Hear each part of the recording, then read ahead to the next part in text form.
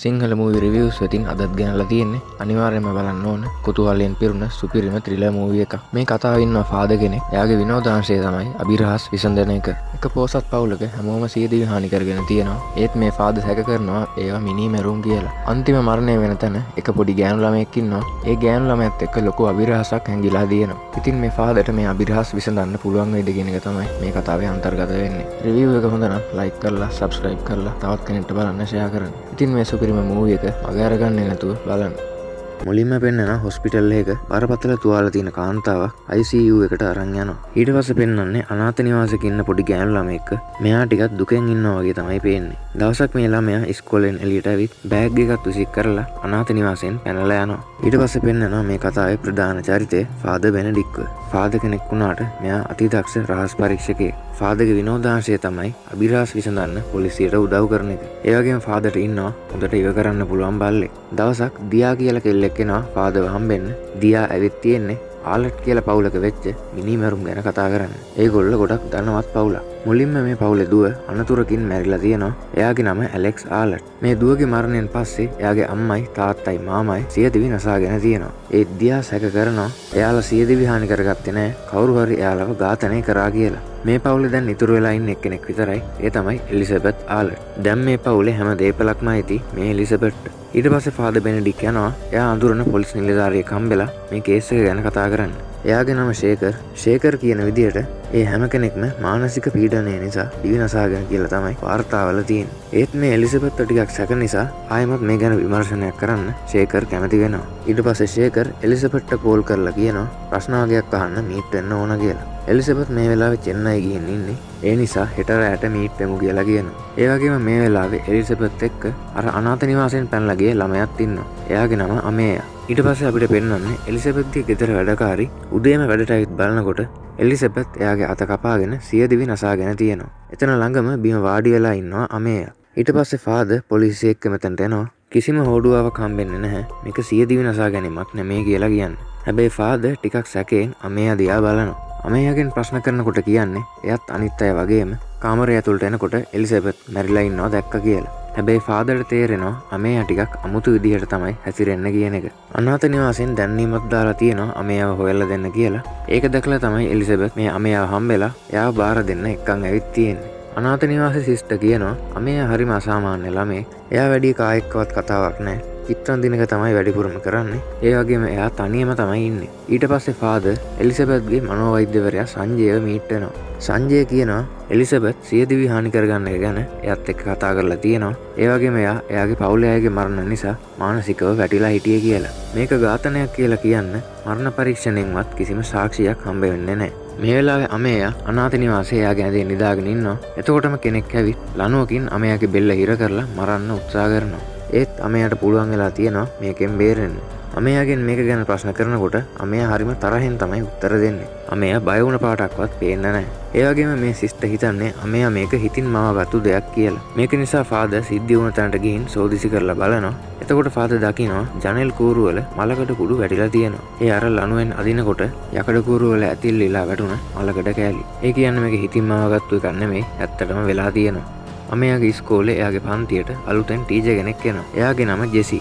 ජෙසි ඊට පස්සේ මෙතන ළමයින්ගේ පේපර්ස් බෙදනකොට දකිනවා අමේයාට තියෙන එක ලකුණයි කියලා. අමේයා පේපර් එක ගන්න එනකොට ඇස් වලින් කඳුළු වැක්කිරෙනවා. හැබැයි මූණේ තියෙන්නේ සතුටෙන් ඉන්න හිනාවක්. ඊට පස්සේ ෆාදර් ආයෙමත් එලිසබෙත්ගේ ගෙදරට ගිහින් හොඳට පරීක්ෂා කරලා බලලා එතන වෙච්ච සිද්ධිය ගැන හොඳ නිගමනයකට එනවා. අමේයාට මේ ඉස්සරහා දොර අරින්න උසමදි. ඒ කියන්නේ එලිසබෙත් තමයි මිනිමරුවට එන්න දොර ඇරලා තියෙන්නේ. ඒ වගේම මේ ඝාතකයා අනිවාර්යෙන්ම එලිසබෙත් හොඳටම අඳුරන කෙනෙක්.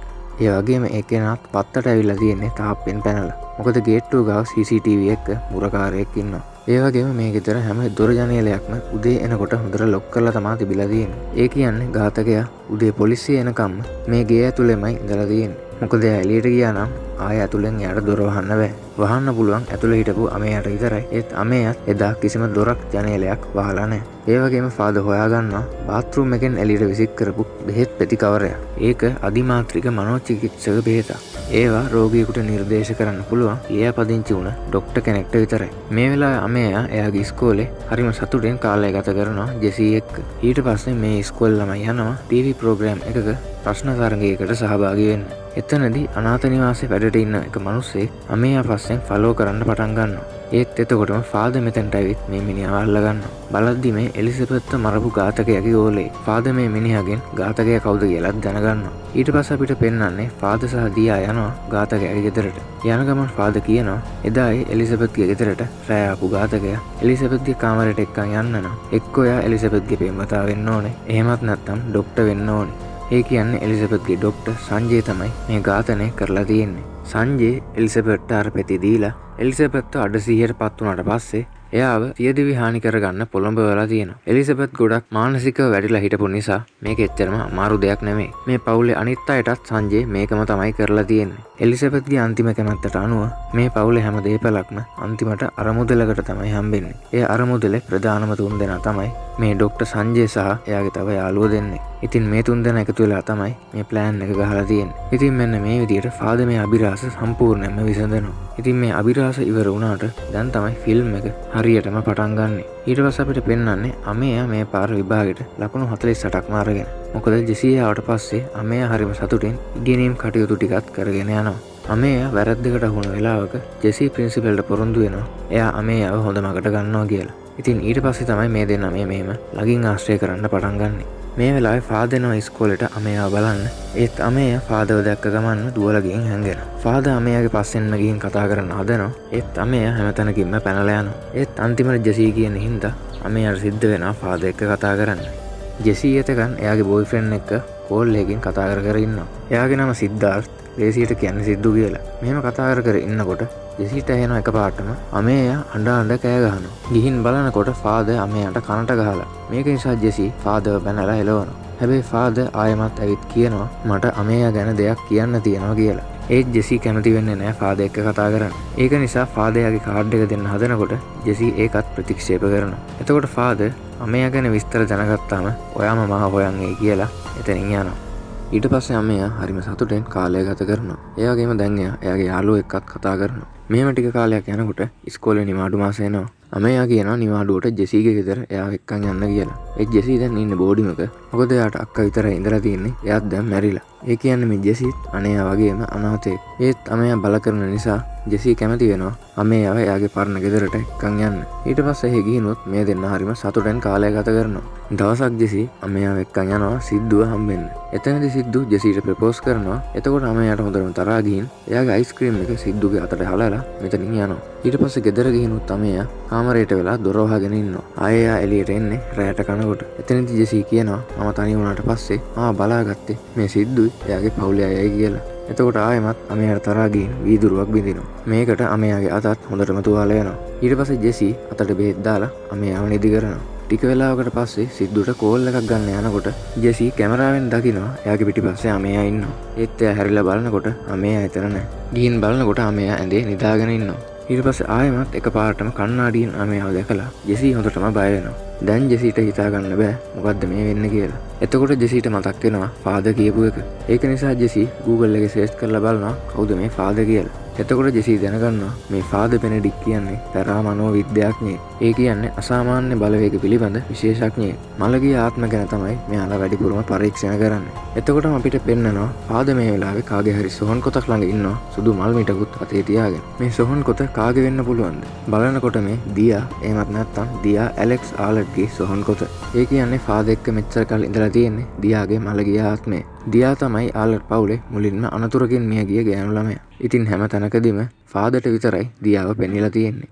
මේ වෙලාවේ ජෙසී සිද්ධුට කෝල් කරලා කියනවා මේ ගෙදර අමුතු දේවල් වෙනවා මට මේ ගෙදර ඉන්න බයයි කියලා. එතකොටම අමේයා මෙතෙන්ට ඇවිත් ජෙසීගේ ෆෝන් එක විසික් කරලා කියනවා අපි දෙන්න අතරට වෙන කවුරුත් එන්න ඕනේ නැහැ කියලා. ජෙසී දැන් හොඳටම බය වෙලා ඉන්නේ. එතකොටම මේ ගෙදර බෙල් එක වදිනවා. ජෙසී ගිහින් බලන්න හදනකොට අමේයා ජෙසීව අල්ලලා පැත්තකට තල්ලු කරනවා. බලනකොට මේ ඇවිත් තියෙන ෆාදර්. ඊට පස්සේ අමේයා තරහින් දොර වහලා ඇවිත් බලනකොට තමයි දකින්නේ ඔළුව වැදුන නිසා ජෙසීට සිහිය නැති වෙලා. ඊට පස්සේ අමේයා ජෙසීගේ ඔළුව අත ගන්නකොට ෆාදර් පිටිපස්සේ ඇරලා තියෙන ජනේලකින් මේ ගේ ඇතුළට එනවා. එතකොටම මේ ගෙදර කරන්ට් එක යනවා. ටික වෙලාවකින් අමේයා ඇවිත් ෆාදර්ට පහර දෙන්න උත්සාහ කරනවා. ඒත් ෆාදර් අමේයාව අල්ලලා සිහිය නැති වෙන්න බෙහෙතක් විදිනවා. ඊට පස්සේ පෙන්නනවා ජෙසීට දැන් සිහිය ඇවිල්ලා. ෆාදර් දැන් කියන්නේ නැහැ ඇත්තටම මොකද්ද මෙතන වෙන්නේ කියලා. අමයාගේ ශරීරය ඇතුළට මළගේ ආත්මයක් ආවේශ වෙලා ඉන්නවා. ෆාදර් කියනවා මේ එලිසබෙත්ගේ ආත්මය වෙන්න ඕනේ කියලා. මේක නිසා තමයි ෆාදර් මුලින් ඉඳන්ම අමයාගේ අමුතු හැසිරීම දිහා හොරෙන් බලලා තියෙන්නේ. ෆාදර්ගේ සැකය තහවුරු වෙලා තියෙන්නේ බෙල්ල හිර කරලා මරන්න ගිනුත් අමයා බේරුණ නිසා. ඒ වගේම එදා ඉස්කෝලේදී ෆාදර් අහලා තියෙනවා කවුද උඹ කියලා.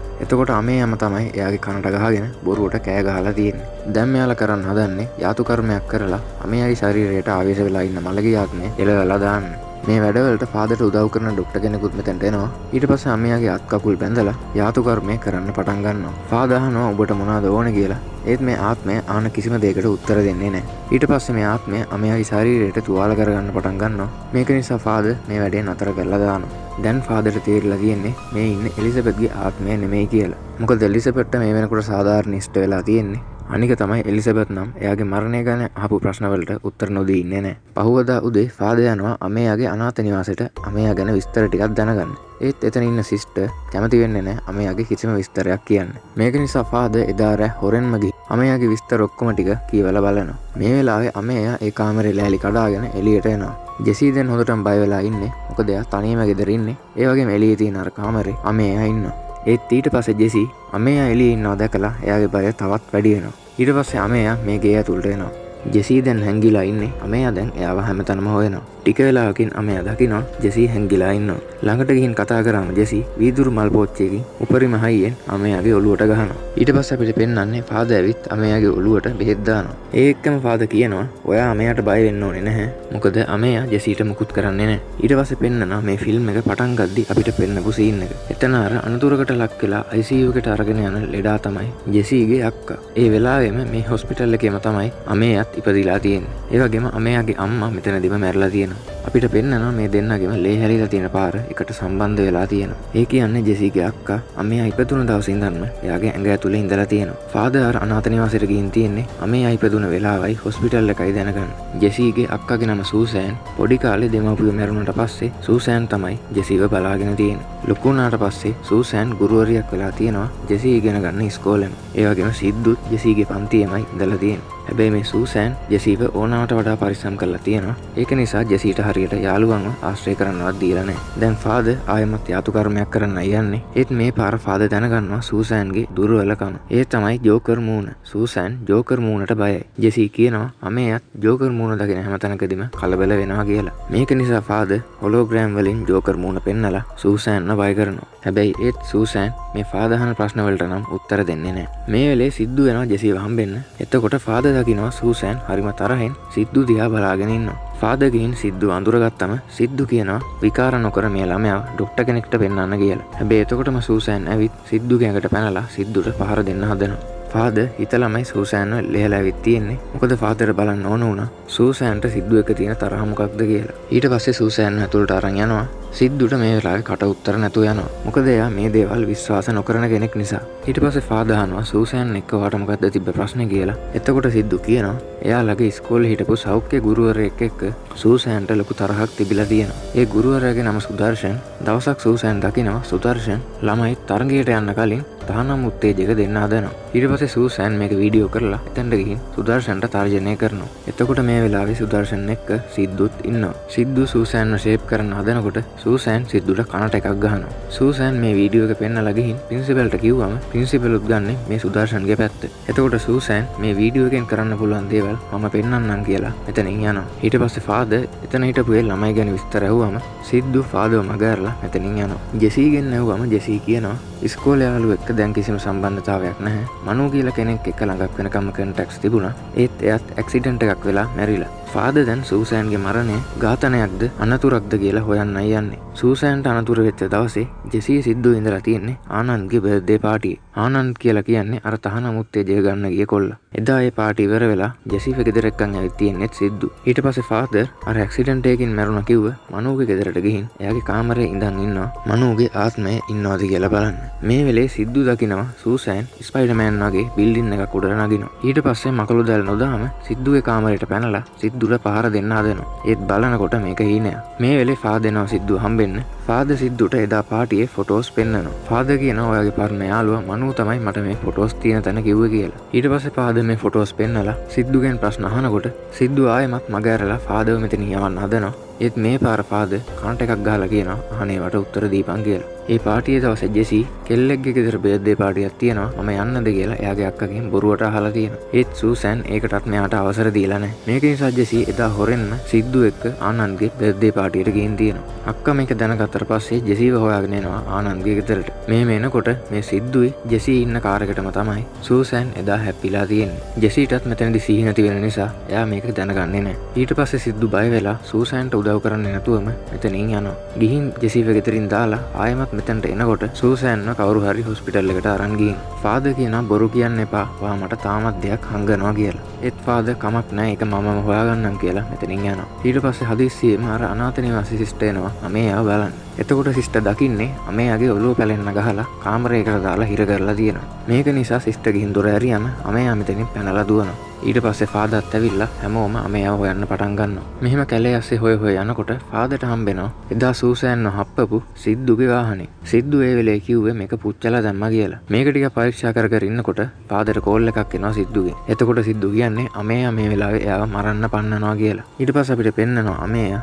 සිද්දුට යකඩයකින් හොඳටම ගහනවා. සිද්දුට මුකුත්ම කරගන්න බැරි වෙනවා. අමේයා දැන් යකඩයෙන් ගහලා සිද්දුව මරන්නයි හදන්නේ. ඒත් එතකොටම මෙතනට ෆාදර් ඇවිත් අමේයාට ගහලා කාමරයක් ඇතුළට දානවා. ඊට පස්සේ ෆාදර් ඉහළ සංඛ්‍යාත වලින් ශබ්ද නිකුත් කරන උපකරණයක් භාවිත කරලා අමේයාගේ ඇඟ ඇතුළේ ඉන්න සූසෑන්ව එළියට ගන්නවා. අන්න එතකොට සූසෑන් ෆාදර් එක්ක කතා කරන්න පටන් ගන්නවා. සූසෑන් කියනවා කාගෙන්වත් පලිගන්න නෙමෙයි එයාගේ නංගිව දාලා යන්න බැරි නිසායි මේ වෙනකම්ම හිටියේ කියලා. හැබැයි එයා කියනවා සිද්දු තමයි මාව හප්පලා මැරුවේ කියලා. මොකද එදා සිහි නැති වෙන්න කලින් සූසෑන් සිද්දුගේ මූණ දැක්කා. එතකොට ෆාදර් කියනවා නෑ ඔයා වැරදියට හිතන් ඉන්නේ. ඇත්තටම සිද්දු නෙමෙයි ජෙසි තමයි වාහනෙන් ඔයාව හැප්පුවේ කියලා. ජෙසි තමයි එදා වාහනේ ඩ්‍රයිව් කරලා තියෙන්නේ. ෆාදර් මේක දැනගත්තේ සූසෑන්ව හප්පපු අර වාහනේ සුක්කා නෙමෙයි දිග කොණ්ඩ කෙස් තිබිලා තියෙනවා. ඒව එතනට ඇවිත් තියෙන්නේ එදා ඇක්සිඩන්ට් එක වෙනකොට ජෙසිගේ ඔළුවත් මේ සුක්කා නෙමෙයි වැදිලා සිහි නැති වුණා හින්දා. ඉතින් මේක නිසා ජෙසි දන්නෙත් නෑ එයා සූසෑන්ව හැප්පුවා කියලා. ඊට පස්සේ සූසෑන්ට හැමදේම තේරෙනවා. මේක නිසා සිද්දු එක්ක තියෙන තරහ නැතුව යනවා. ඊට පස්සේ සූසෑන් අන්තිම වතාවට එයාගේ නංගිව අල්ලලා අමේයාගේ ශරීරයෙන් ඉවත් වෙලා යනවා. හැබැයි ඊට ටික දවසකට පස්සේ අපිට පෙන්නනවා